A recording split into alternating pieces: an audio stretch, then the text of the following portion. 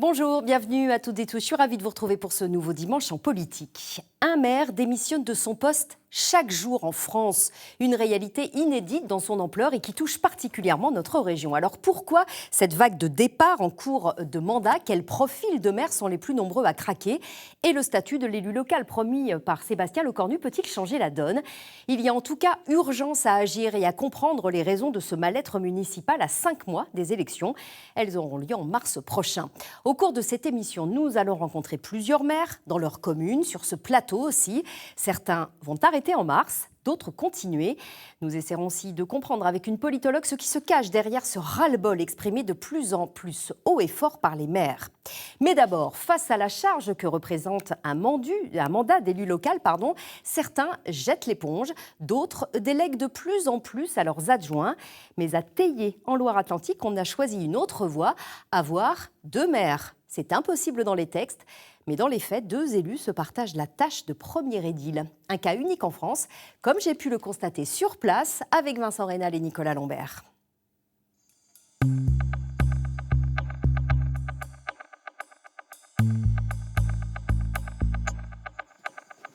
Le bureau du maire.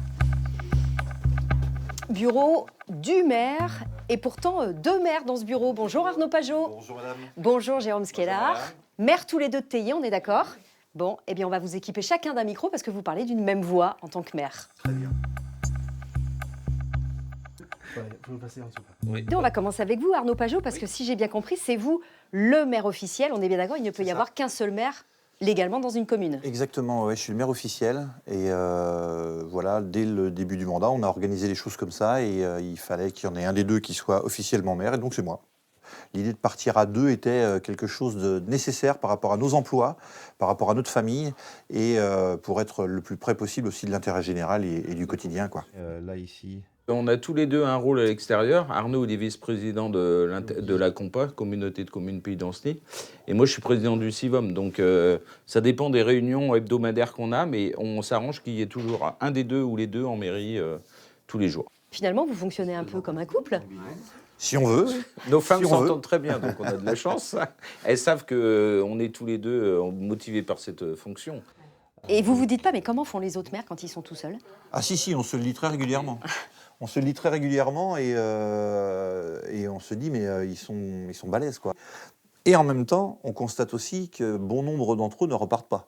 Donc c'est quand même un signe qui devrait alerter. On va voir le complexe. Ouais.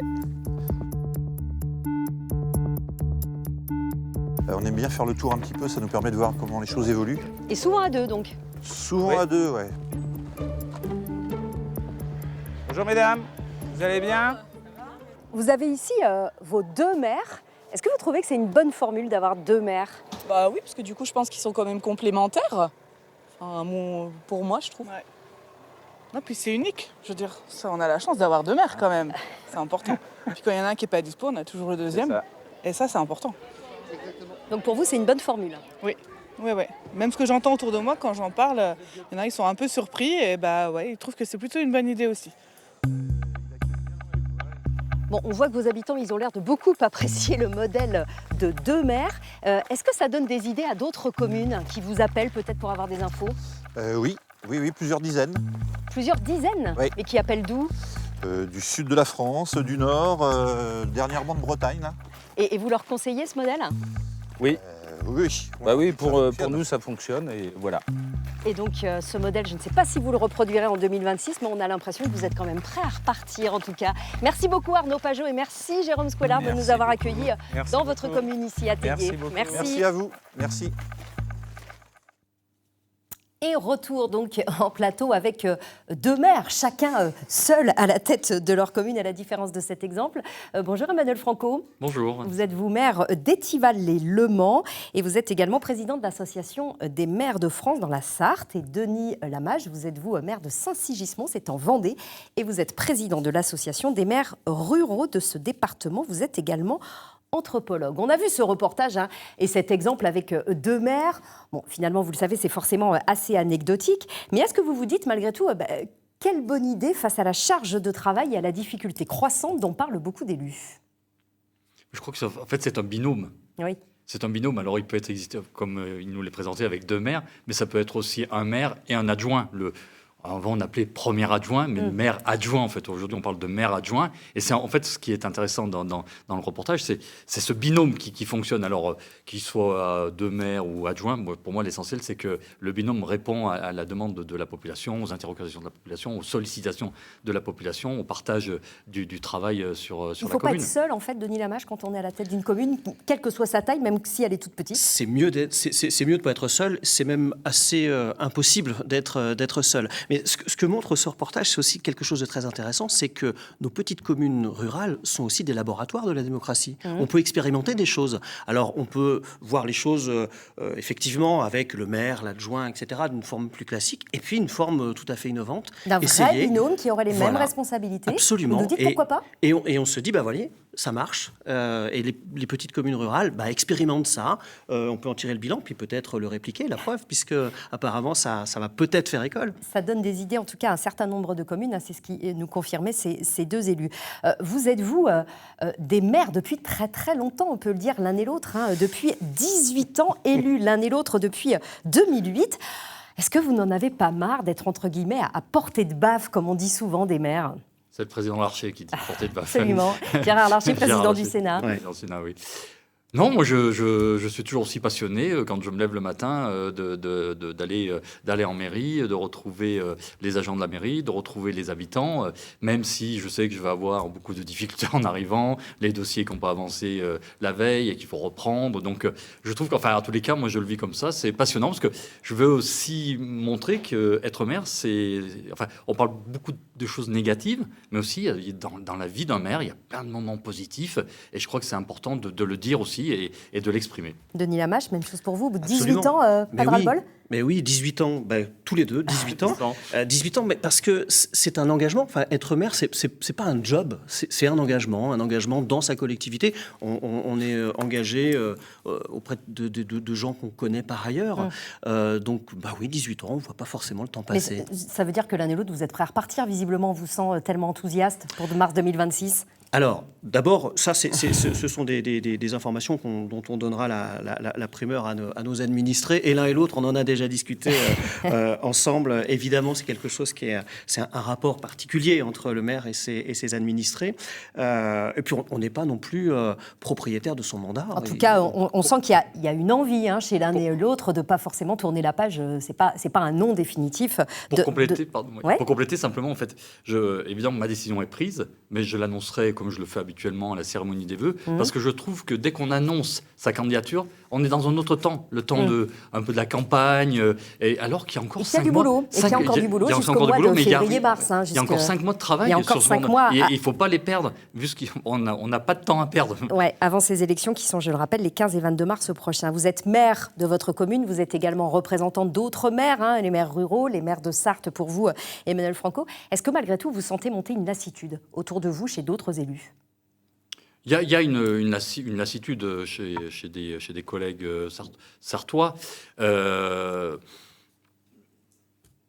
Très sincèrement, ce que je sens du doigt quand même, enfin ce que je palpe, si je m'exprimais de cette manière-là, c'est quand même, il y a des gens qui ont une lassitude, mais s'il n'y a personne derrière, ils repartiront. Parce qu'ils ne veulent pas laisser la commune, c'est pas qu'ils sont propriétaires de leur fauteuil, ils veulent s'y agripper, c'est que pour eux, l'investissement, il est tellement fort qu'on ne peut pas laisser tomber sa commune. Et ça, je crois que voilà, il y a ce sentiment d'abandon. Voilà. Donc, il existe, mais il y a toujours cette ressource pour y retourner. Alors, ce que je disais, en tout cas, en ouverture de cette émission, c'est qu'il n'y a jamais eu autant de démissions d'élus, des maires, mais aussi des adjoints et des conseillers municipaux que depuis 2020.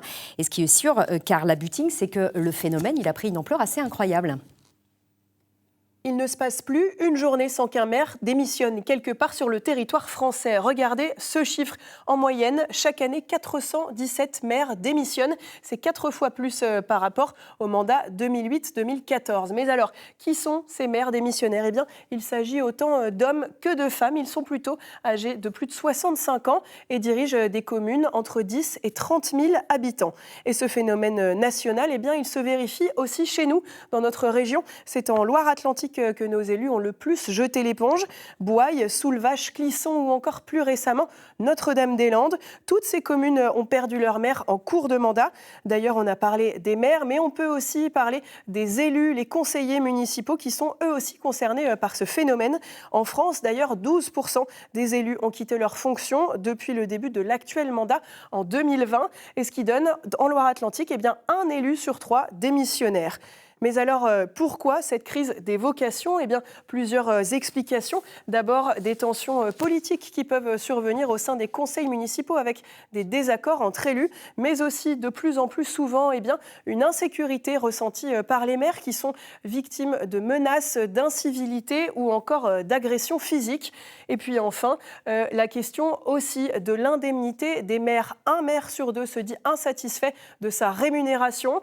Et cette rémunération, eh bien, elle varie beaucoup en fonction de la taille de la commune dirigée. Regardez, le maire du Mans, Stéphane Le Foll, touche 5 960 € bruts par mois puisque sa commune fait plus de 100 000 habitants. Le maire de Louis Fer, lui, dirige une commune de moins de 1 000 habitants. Eh bien, il est rémunéré 1 656 € bruts par mois. Récemment, la rémunération des maires a été légèrement revalorisée de 10% en ce qui concerne les petites communes de moins de 20 000 habitants. Ce petit coup de pouce pourrait suffire à ralentir la crise que connaissent actuellement les maires à l'approche des prochaines élections municipales. Merci beaucoup, Carla. Il nous a rejoint sur ce plateau Louise Dalibert. Bonjour. Bonjour. Merci beaucoup d'être à nos côtés. Vous êtes maîtresse de conférences en sciences politiques à l'Université catholique de l'Ouest. Ces chiffres, on les découvre, ils sont quand même assez effarants. En tout cas, ils sont, on peut le dire, inédits et alarmants. Alarmant, c'est toujours difficile à dire, mais ce qui est sûr, c'est que ça vient dire des choses. Il se passe quelque chose dans le sens où on peut dire que les mandats d'élus, il y a une forme de déclassement. Qu'on observe, mais aussi ça vient dire des choses sur l'évolution du rapport à l'engagement. Je vous entendais tous les deux parler d'engagement, de rapport aussi au travail de manière générale. Il y a des évolutions dans la société qui se traduisent aussi sur les trajectoires des élus. Il y a de plus en plus d'élus qui quittent leur mandat avant même d'être battus. C'était d'ailleurs le sujet de la thèse, de votre thèse. Et quand vous dites le déclassement, eh bien, il y en a un qui l'exprime de façon très cash. C'est Roch Chéreau. C'est un peu votre homologue en Loire-Atlantique. Il est maire de Saint-Viau en Loire-Atlantique. Il est également président des maires ruraux en Loire-Atlantique. Il dit « Maire, ça ne veut plus rien dire. On n'en a plus rien à foutre. » Bon, c'est peut-être un peu cash, mais c'est ce dont vous parlez. Il y a une forme de désacralisation du mandat. Oui, dans le sens où c'était évoqué également dans le reportage la question des violences, des incivilités. Il y a un certain nombre de maires qui se disent en fait, le compte n'y est plus. Je m'engage énormément, j'y passe énormément de temps, j'y laisse de moi, de ma famille. Et finalement, aujourd'hui, je ne sais pas si je vais continuer ou je vais arrêter parce que... Le prix est trop cher et trop lourd à payer. Quand vous parlez des violences, il y a une enquête Cevipof qui a été publiée en novembre 2023. On se souvient qu'il y avait eu un cas très important dans notre région. C'était effectivement le maire de Saint-Brévin-les-Pins qui avait dû démissionner quand sa maison avait été incendiée. Cette enquête elle montre que 69% des maires ont déjà été victimes d'incivilité. C'est 16 points de plus qu'en 2020, 3 ans plus tôt seulement. 39% ont subi des injures et des insultes, 41% des menaces verbales ou écrites, 7% des violences physique. Est-ce que vous-même, Emmanuel Franco, Denis Lamache, dans votre mandat, vous avez été victime d'agression ? En tout cas d'incivilité, puisqu'on voit que c'est la majorité. Alors, j'ai plusieurs choses à dire là-dessus. Alors, à titre personnel, non, heureusement. Mais par contre, il ne faut pas nier que oui, c'est vrai, ça augmente, mais il y a deux choses qui augmentent. Il y a les faits, et il y a l'attention qu'on porte à ces faits-là. Il y a des tas de choses. Moi, j'en discutais avec des collègues maires qui étaient bien plus anciens que moi et qui étaient là depuis très très longtemps, qui me racontaient des choses qu'ils avaient eues avec des différends qu'ils avaient pu avoir avec leurs administrés. Mais ça se réglait, on n'en parlait pas. Ça faisait partie du job et on n'en parlait pas. Maintenant, l'acceptabilité a changé. Donc, c'est vrai. Pas forcément qu'il y a plus de cas, vous nous dites, c'est qu'aujourd'hui, on les dénonce plus. Je suis en train de dire qu'il y a peut-être plus de cas. Et il y a, je pense, plus de cas liés à un certain nombre de choses, à une demande qui a changé, à un contrat social qui a changé. Ça, c'est vrai. Il ne faut surtout pas le nier, il ne faut surtout pas le minimiser. Mais il y a aussi une attention plus forte portée et une acceptabilité qui a beaucoup bougé, je crois. Il y a un chercheur qui a travaillé sur ces questions. C'est le sociologue Didier Demadière avec le politologue Rémi Lefebvre qui dit « Les attentes des citoyens usagées, entre guillemets, hein, et le mot est important, sont de plus en plus exigeantes. Elles s'accroissent alors que les moyens financiers des communes se tarissent. L'effondrement des services publics expose ainsi frontalement les maires aux récriminations. Vous êtes d'accord, Emmanuel Franco ? Complètement. En fait, nos habitants, enfin certains, il faut quand même pas généraliser, surtout pas, parfois ont des demandes et il faut la réponse tout de suite. Ouais. Et des fois, nous n'avons pas les réponses tout de suite parce que c'est un dossier qui peut se travailler sur le court, au moyen, long terme. Et donc, vraiment, en fait, on a l'impression que cette immédiateté, elle est tellement prenante pour les habitants que ça peut aller jusqu'à des violences verbales. Mais pour répondre à votre question, je n'ai pas non plus subi de violence. Et c'est tant mieux. Et c'est tant mieux pour vous. Par contre, j'ai des collègues en Sarthe qui ont eu quand même des choses assez fortes, recevoir des petits cercueils ou des choses comme ça. On a eu aussi des pétards lors d'un conseil municipal, enfin des choses. Ce qui est quand même extrêmement violent à vivre exactement, quand on se pour les élus, consacre. on n'est pas du tout préparé à ça. Enfin, Bien sûr.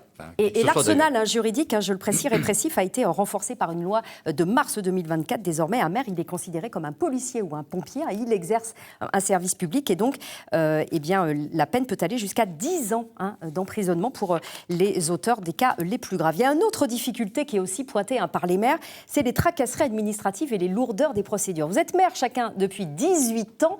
Est-ce que vous avez vu évoluer aussi le code civil, le code pénal et puis aussi tout simplement, pas forcément le code civil, le code de la collectivité territoriale? Rodolphe Amaillan, qui est maire, lui, de Vertou en Loire-Atlantique, dit qu'il a triplé de volume en 10 ans. Comment on gère ça ? C'est compliqué. C'est évidemment compliqué. Je me souviens qu'on avait essayé de compter les normes qui encadrent la fonction. Alors, il y a eu des chiffres qui ont été annoncés, notamment par le Sénat, 400 000 normes. Ce chiffre peut être contesté. En tout cas, ce que ça dit, c'est qu'il d'abord, il y en a beaucoup, et c'est tellement compliqué qu'on n'est même pas capable de les compter de manière précise. Donc, effectivement... Et vous ne pouvez pas les connaître tous ? Non. Absolument pas. On ne peut pas les connaître. Vous n'avez pas les services pour, vous, Emmanuel Franco, non plus, dans votre commune? Non, j'ai une secrétaire d'accueil qui s'occupe de la population, un secrétariat général, et donc on n'est pas staffé pour pouvoir absorber l'ensemble des informations qui nous viennent tous les jours sur ces normes, qui sont parfois ces normes complètement aberrantes. Est-ce que ça, c'est décourageant? Oui, c'est décourageant, mais... Moi, je dis, on continue, quoi. Enfin, faut pas s'arrêter. Je pense à différentes normes là, qui ont un peu pollué des collègues maires sur les fameuses passes à vélo. Là, vous devez avoir devant chaque feu rouge un espace pour pouvoir les vélos se... Alors que vous devez le faire, malgré tout, même s'il y a une piste cyclable à côté. Et c'est ça qu'on demande. C'est qu'on demande un peu, enfin, en tous les cas, l'AMF, et je pense que le MRF aussi, c'est qu'on demande que on ait un pouvoir réglementaire à l'échelle de nos communes, parce qu'on connaît nos territoires, on connaît nos habitants, on connaît notre géographie de notre commune, et donc on peut adapter la loi. Elle est trop bavarde, elle dit trop de choses. Elle est trop précise. Alors laissez-nous mettre en œuvre sur notre territoire ces choses-là. Et en tant que chercheur, Denis Lamache, vous produisez un certain nombre de textes et d'articles sur ce sujet-là. Vous avez dit récemment qu'il faut plus de liberté pour les élus locaux. La décentralisation, c'est la dernière chance de la République. Vous pensez à vous en tant que maire, notamment? Oui, bien sûr. Je pense que lorsqu'il y a des crises graves, qui est-ce qui est sur le terrain? Qui est-ce qui s'organise lorsqu'il y a le Covid, lorsqu'il y a d'autres crises comme ça? Qui est-ce qui tient la boutique? Ce sont les collectivités. Alors, les collectivités, laissons-les faire leur travail. Oui, c'était un cri d'alarme que j'avais lancé il y a quelques temps, parce que on l'a vu dans votre reportage, on le voit tous les jours. On est capable d'inventer des choses. Alors évidemment, la décentralisation doit être encadrée, mais je pense que c'est le rapport entre les collectivités et l'État qui doit être repensé. Et là, il y a un sacré chantier quand même. Et il y a quelque chose à faire. On a des marges de manœuvre. C'est sur ça aussi que se plaignent un certain nombre d'élus locaux. C'est la difficulté par rapport à la relation à l'État. Je pense aussi à quelque chose qui joue beaucoup dans votre thèse, c'est la vie familiale. Aujourd'hui, on a l'impression qu'un maire, il n'est plus prêt à accepter tout et n'importe quoi sur sa vie privée, ce qui était peut-être le cas autrefois. Ça joue dans les choix d'arrêter aussi. Ça joue dans les choix d'arrêter. Déjà, longtemps en sciences politiques, ce qui avait été montré, c'est que la difficile conciliation entre vie politique, vie professionnelle et vie familiale, une triple conciliation en réalité, était déjà un frein à l'entrée. et un frein notamment pour les femmes. Parce que finalement, il y avait l'idée de je m'engagerai quand mes enfants seront plus grands. Et donc, on avait finalement peu de femmes avec des enfants en bas âge qui devenaient mères de communes. Et donc, ce qu'on voit aujourd'hui, c'est qu'en effet, ça devient de plus en plus aussi un motif de sortie. Qu'on entende des mères assez âgées dire, par exemple, je m'arrête, j'ai envie de profiter de mes petits-enfants parce que j'ai pas suffisamment profité avec mes enfants, tout à fait. Et puis aussi, pour les démissions en cours de mandat, et là aussi, il y a une différence entre hommes et femmes. On voit qu'il y a davantage de femmes qui démissionnent en cours de mandat, notamment pour ces questions de conciliation. Mais c'est pas uniquement les femmes, dans le sens où on voit aussi une évolution de la société à ce niveau-là. Des hommes qui aussi disent, je veux prendre pleinement ma part dans l'éducation de mes enfants, et donc je ne sacrifierai pas tout à ce profit. Les mères MAIRE sont des pères comme les autres. Exactement. Aussi, ils peuvent avoir envie de profiter de leur famille. En tout cas, on voit que pour être mère, il faut une vraie passion. C'est ce que vous nous faites partager ici sur ce plateau, mais que parfois ça ne suffit pas, effectivement. Si près de la moitié des mères en France sont retraitées, eh bien pour les autres, pour toutes celles et ceux qui travaillent, eh bien les contraintes professionnelles sont forcément trop fortes parfois, ce qui explique qu'ils ne repartent pas pour un nouveau mandat. C'est le cas pour ces deux mères qu'on rencontrait en Vendée, Quentin Carudel et Damien Ravelot. Regardez. Pour Delphine Hermouet, depuis 9h ce matin, c'est la course contre la montre. J'ai récupéré la feuille de la semaine de l'Esnay. Ça peut toujours donner des idées. À 45 ans, la maire de la commune de Beaufou et ses 1700 habitants enchaînent les signatures et les dossiers. J'ai pas de facture à déduire. C'est si j'ai des factures payées où il n'y a pas de TVA. Ah oui, d'accord, ça y est, j'ai compris. En fait, on touche à tout. De la petite enfance jusqu'aux personnes âgées, de l'assainissement, aux voiries, aux bâtiments, et après tout ce qui est intercommunalité, donc les déchets, les piscines, de toute façon, je pourrais tout énumérer, on y arriverait, enfin ça durerait un moment. Infirmière au CHD de La Roche-sur-Yon, l'élu est présente en mairie une demi-journée par semaine et doit faire le point avec ses équipes. Donc, dans ta liste que tu viens de m'envoyer, il n'y a que Émilie, moi, qui me pose question. Elle y est toujours. C'est ça. Faut qu'on se renseigne. Si aujourd'hui elle peut compter sur les employés de la mairie, en 2021, elle a dû pallier plusieurs départs et absences. Du coup, tout m'est retombé dessus. Donc, le journal de la commune, c'est moi qui le rédigeais. Les mails de la commune, c'est moi qui les lisais et qui y répondais. Une commune ne peut pas s'arrêter. Enfin, il n'y a pas de vacances pour une commune. La mairie ne peut pas être fermée 15 jours, c'est pas possible. Passionnée par son métier, elle a fait le choix de ne pas se représenter en 2026.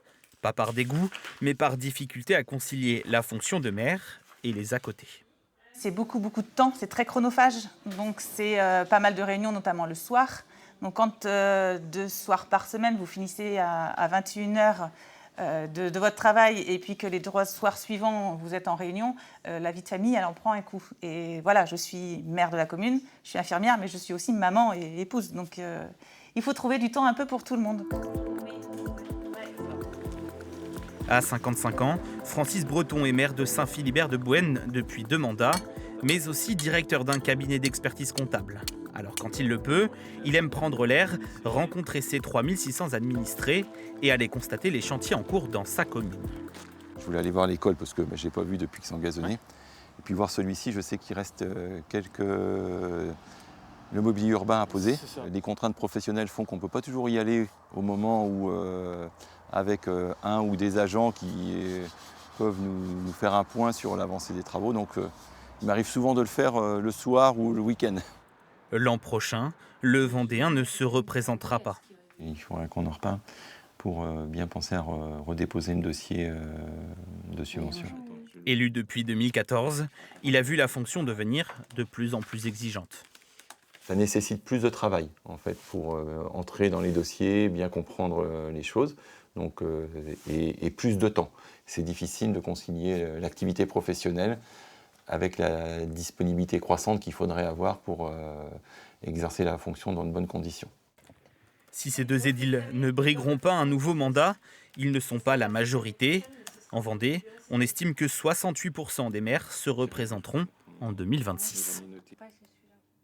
68% quand même, mais si on regarde et on élargit un peu la loupe au niveau français, une étude du Cevipof toujours montre que 28% des maires ont décidé d'ores et déjà de ne pas se représenter en mars 2026, 30% hésitent, c'est 7 points de plus qu'il y a 6 ans à la même époque. Louise Dalibert, est-ce que ça veut dire qu'on peut craindre une crise des vocations en mars prochain ? La question de la crise des vocations est un peu un marronnier. On la ressort avant chaque élection municipale. C'est pas parce qu'il y a des démissions que nécessairement il y aura moins de candidats. Parce que ceux qui s'engagent ne savent pas nécessairement les coûts du métier, du mandat et de l'engagement. Donc, pas nécessairement. Et qui plus est, on l'a vu avec votre premier reportage, il y a aussi d'autres... imaginez une autre forme de fonction. La question du binôme, de gouvernance plus collégiale, davantage de Donc de vous nous démocratie. dites, pas de panique à l'heure où on en est, en novembre 2025. Rien ne dit qu'il n'y aura pas forcément de candidats partout, même s'il y a une chose qui va concerner un certain nombre de communes, 60% à peu près en France. Toutes celles qui ont moins de 1000 habitants, c'est la réforme du code électoral. Désormais, il faudra des listes paritaires, plus de panachage. Est-ce que vous vous dites que ça va être compliqué dans certaines d'entre elles pour constituer des listes complètes ? Oui, ça va être compliqué. Nos adhérents, à nos différentes associations, nous ont déjà fait remonter des difficultés. Ça risque d'être compliqué. Après, dans l'esprit, cette loi nous paraît tout à fait intéressante. Des listes paritaires, des scrutins de liste, c'est-à-dire on arrête le panachage. Vous savez, le panachage, c'est le principe qui fait qu'on raye quelqu'un rageusement parce que le maire sortant nous a refusé un permis de construire. Alors on s'en rappelle plusieurs années après et on raye son nom. Donc vous nous dites c'est plutôt vertueux, mais ça risque de compliquer la donne. C'est plutôt vertueux, mais ça risque d'être extrêmement compliqué. Et un certain nombre de collègues nous ont fait remonter leurs difficultés à le mettre en place. Donc la difficulté, elle n'est pas dans l'esprit de la loi, elle est dans la mise en œuvre. Dans sa mise en œuvre, qui concernera donc une très très grande majorité de communes, je le disais. Emmanuel Franco, pour terminer, la participation avait été très faible en 2020. Bon, il y avait le Covid, certes, mais quand même des chiffres assez alarmants. 55% d'abstention, c'était inédit, plus de 20 points par rapport à 2014. Et malgré tout, le maire reste pourtant l'élu le plus apprécié des Français, celui dans lequel ils ont plus de confiance. Ça veut dire que vous avez de l'espoir pour le retour aux urnes ? Oui, j'ai de l'espoir. J'ai de l'espoir parce que je sais que les élus locaux, les maires travaillent de façon différente aujourd'hui. Je pense qu'aujourd'hui, les maires vont plutôt sur leur projet aller chercher l'implication citoyenne dès le début de l'histoire, dès le début du projet. Ils vont aussi devoir s'adapter. Et donc, aller chercher. Donc, ça veut dire, quand on va rencontrer ces habitants dès le début du projet, ça peut susciter des vocations. Et je partage votre point de vue. Je ne suis pas sûr qu'il y ait une crise de vocation. De toute façon, la nature a horreur du vide. Mais en tous les cas, la manière de travailler les élus, on doit évoluer aussi dans la manière. Donc, on a vu dans l'exemple sur le binôme, mais aussi la manière d'appréhender les projets avec les habitants. Avec les habitants, et pas seulement pour eux, avec eux. Merci beaucoup d'avoir été sur ce plateau de Dimanche en Politique. C'est la fin de cette émission. Je vous souhaite à toutes et à tous une excellente journée.